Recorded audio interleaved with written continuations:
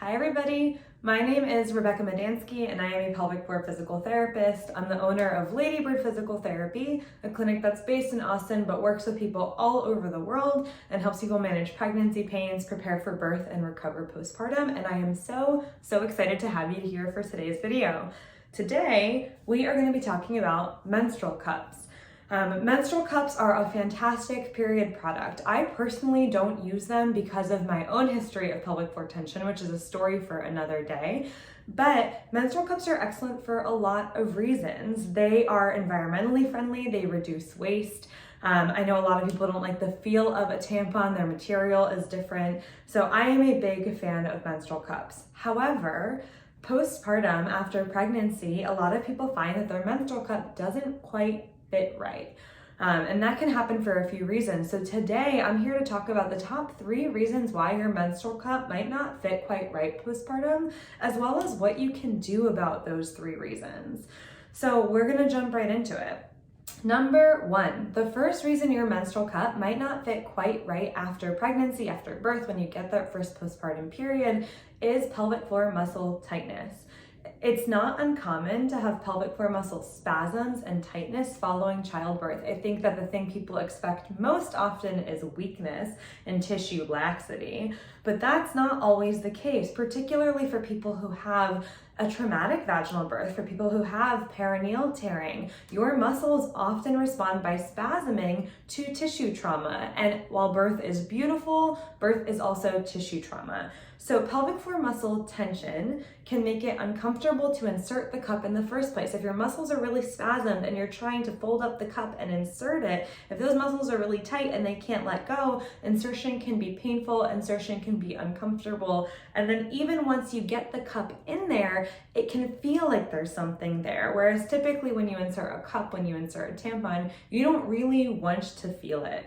So muscle tightness in your pelvic floor can make insertion uncomfortable and can make the cup staying in there uncomfortable as well. So what can you do about that? Pelvic floor muscle relaxation. Now, as a disclaimer, for all of the conditions that we're going to talk about, all of the things that can contribute to discomfort with the use of cups, please remember, this is not physical therapy advice. I'm not your physical therapist. The number one best way to treat any of the things we're talking about is to see a physical therapist, get a personalized assessment, get a better understanding of why your body is feeling the way that it's feeling. However, with that said, if you feel like you have pelvic floor muscle tension and that is what's contributing to this difficulty inserting the cup, it can feel like you're hitting a wall, just like it's hard to get it in there, then pelvic floor muscle relaxation can be really helpful. And that can include basic exercises like diaphragmatic breathing in child's pose and happy baby, foam rolling. We have a couple different videos on this channel for a pelvic floor relaxation flow,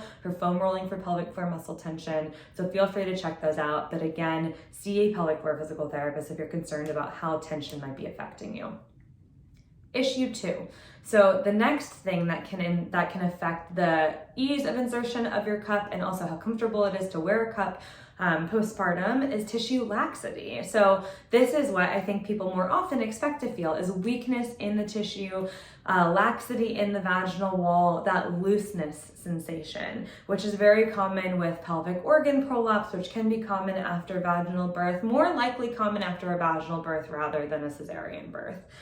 Now, tissue laxity can more often make it difficult to find that comfortable position with the cup. You might feel like you can get it in, but you can't quite find the right spot. And it can also make it harder for the cup to stay in. So you can get it in, but it falls out or you feel like it's starting to droop. That's more a sign of laxity and weakness in the vaginal wall and the pelvic floor muscles.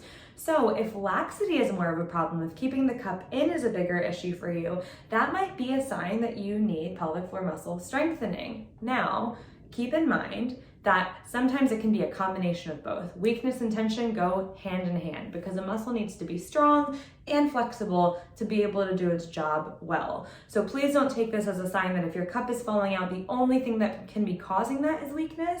Because if your cup is falling out, it can also be because you're pushing it out. It can also be because the deeper muscles are tight and so they're pushing it out. But generally, when I see somebody who reports they're having a hard time keeping their cup in, the first thing I think of is that they're having difficulty holding that cup in, which is more of a weakness issue. So pelvic floor strengthening might be right for you. Again, see a PT for a personalized program to strengthen your pelvic floor to make that more comfortable.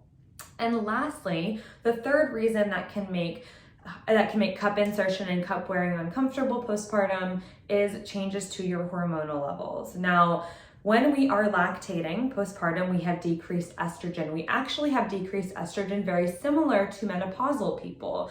So your vaginal and vulvar tissue postpartum, if you are producing milk, is actually quite similar to perimenopausal tissue.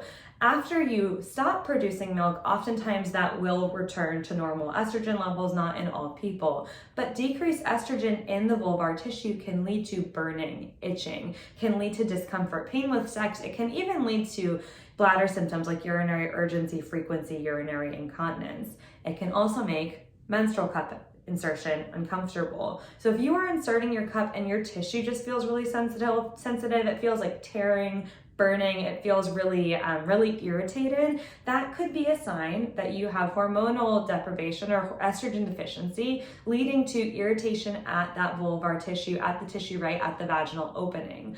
So if that feels like you, if that sounds familiar, what I would recommend is having a conversation with your OBGYN or your midwife. They can prescribe a topical estrogen, which has been shown to be remarkably safe and effective for reducing sensitivity at the vaginal opening, even for helping perineal scarring heal. And again, this can happen if you have a vaginal or a cesarean birth, but if you do have a perineal tear during a vaginal birth, topical estrogen can be helpful. We have a host of research that shows that it is safe to use while lactating, although there are some anecdotal reports of a topical estrogen potentially impacting milk supply. It's not something that I have seen personally, but I know that it's something lactation consultants have reported. So it's always important to have a conversation with your OBGYN, your midwife, make sure that you can create the best plan for yourself.